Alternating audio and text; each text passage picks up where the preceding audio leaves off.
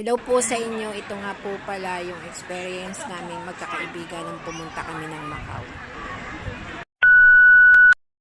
Good morning. Naglalakad ako papuntang MTR or train station.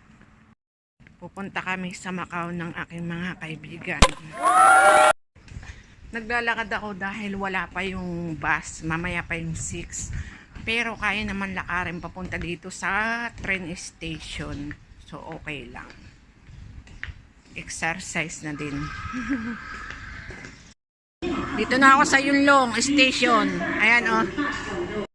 Ngayon sakay na kami ng kaibigan ko. Yung isa pa lang. Then kami ay papunta naman dun sa isa pang MTR train station. Pupuntahan pa namin yung isa naming kaibigan. At ngayon sakay na nga pala kami ng bus. Papunta naman na kami sa immigration ng Macau. Alam mo ba yon, super excited kami para ngayon lang kami magta-travel. Charot. Pero in fairness, maganda yung aming dinadaanan. Ayan, at ito nga palang bridge na ito na nakita namin ay para bang gusto na namin munang bumaba at magpicture dito. Actually, napakaganda talaga nito. Alam mo ba yung feeling na antok ka na pero hindi mo magawa dahil bababa na. Ayan, nandito na kami sa Zhuhai, Macau. Ano yan, pupunta kaming immigration. Daming tao. Oo.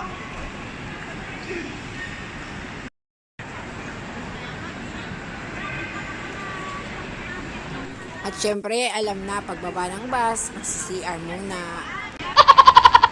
At ayan nga, pagka-CR namin, alam na. Pumasok na kami sa immigration at awa ng Diyos, naka-enter naman kami. Pag-enter nga pala dito yung passport at saka yung Hong Kong ID namin ang ginamit. And then, saka kami nakapasok ng immigration. Pagkapasok namin ng immigration, grabe, daming tao. Yung pila naman na yan na ipapakita ko sa inyo ay ang pila naman para bumili ng ticket. Naka-enter na kami. Simula doon, papunta dito, paikot, ayun. Yan, super dami ng tao. Yan. Dito nga pala hinahanap namin kung saan kami bibili ng ticket. Ang ticket nga pala from Hong Kong to Macau ay 65 Hong Kong dollar. Marami namang machine na pwedeng pagbilhan ng ticket. At saka may nag-guide dito. So yun nga lang, magpapasensya ka dahil hindi rin kabaitan ang nag-guide. Saka hindi sila marunong magsalita ng English. So bahala ka nang umintindi. So dito napag-desisyon namin na si Jaja na lang o isang tao na lang ang bibili ng ticket namin na 3 piraso na sa isang bayaran. Yung machine naman dito ay English. So maiintindihan nyo, pwedeng magbayad by Octopus or Alipay. Yan. Ayan na. Oh, isa pa. Kunin mo yung octopus ko. Hindi. Isa lang oh. Hậu biên tấn nhất tấn không mố. Ikaltas niya sa kanya eh. Chứ chứ sáu này. Hay đó. Không mố. Cô chú được sống này. Mấy cô chính chính ca kiểu hay mày. Wala nga. Wala lang pinindot mo. Mày bị shit. Còn đó mày mày. Okay na? Bakit apat? Kaya nga, baka lang tanungin natin muna, baka sobra. No, 3 lang eh. 3 lang yan. Yan lang. 3 lang to.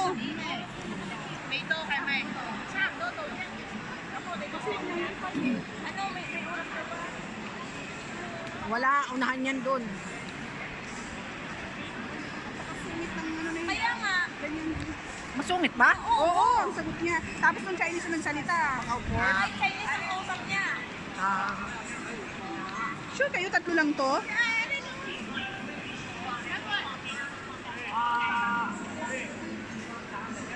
Di ba? Buti 300 ang laman ko. Kaya nga. Hindi, ibig sabihin, isang At ayan na nga, nakabili na kami ng ticket, na confused pa kami. Pero actually, 3 lang naman talaga yun. So dito, napakahaba din ng pila, papunta dun sa isa pang tao dyan na ibibigay namin yung ticket namin. Ganito karami ang haba ng pila.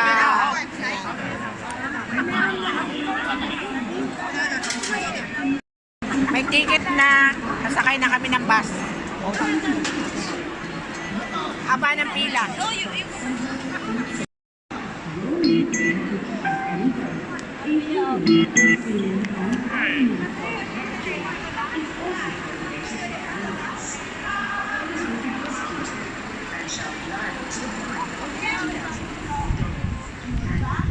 Grabe, ayan ang haba.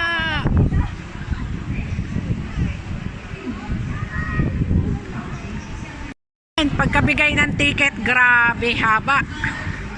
Haba ng pila, ayan. Ganyan karami. Bus, ngayon. Saka mura eh. Mura pati. Umayos ka, kailangan mabilang tayo sa loob. Uy, Mel, sa unahan ka ha? Sa unahan ka, nandito na kami sa ano. Sa taas. I mean, sa unahan ba? Binibilang, ini-stop nila doon kapag ano. Oo, yung... Taas ka dyan. Ay, hindi. I mean, sa unahan. Taas, uy. Sa ano lang. Gilid tayo. Hindi, kasi kailangan yung bridge. Ayan, iniisip pa namin, akala ko yung bus yung may second floor pa, pero wala naman pala, single lang talaga ito at sa gilid kami nakapunta. So kahit napakahaba ng pila, maraming mga bus na nakaabang dito, so napaka-smooth at mabilis na maubos yung tao. So maganda naman ang naging experience namin dito at saka okay lang. May mga staff na nag-aabang at binibilang nila yung tao kung ilan na ang nakapasok dun sa bus din. Kapag kumpleto na, i-stop na nila. Then the next bus na ulit. Nasa loob na kami ng bus. Yan. Field trip.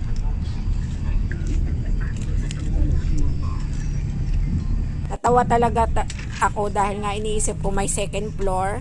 And then gusto ko talaga maupo doon sa may unahan dahil para makapag-video ako. So pero hindi nga nangyari. Okay rin naman nakaupo ako sa gilid at kita rin naman yung view. So ayos din. As you can see guys, ayan yung view na dinaanan namin. Ang gusto ko sana mabidyuhan yung pag-enter ng bridge pero hindi nga nangyari, sa gilid lang. Pero okay din naman, masaya din at nakita rin naman ang magandang view. Yan, as you can see guys, yun yung bridge na gusto ko talagang mabidyo sa unahan. Pero sa time namin ito, hindi masyadong makikita dahil pagi siya. Pero ayan din maganda. This time, marapit na kaming bumaba at we are so excited. 8 minus 11 nga eh. Ayan, thanks God at nakababa na nga kami ng maayos sa bus. At ngayon, papunta naman kami sa arrival area.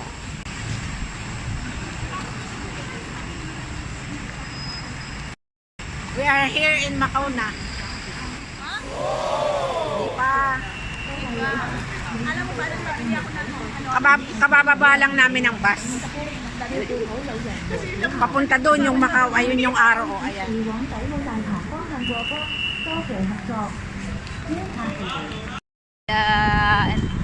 Zhuhai Macau Port.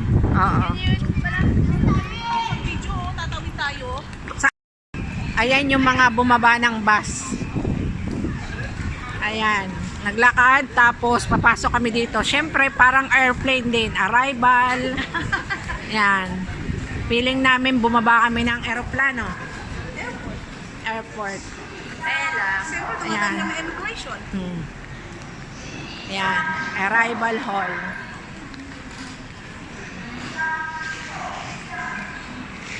Elevator, lavabos, toilet. Dito may dalawang way. Kapag magaan ang dala mo o wala kang dala, mag-escalator ka. Kung mabigat, doon ka sa baba. So may instruction naman, madaling masundan. Ayan, bali, dito na yung pinakang immigration para makalabas kami ng Macau. Ayan. So, para makalabas, siyempre, Yun, papakita. Makapasok. Ay, makapasok pala ng Macau. Nakalabas na tayo ng Hong Kong. Ayan, nakalabas na ng Hong Kong, din papasok na kami ng Macau. Dito yon.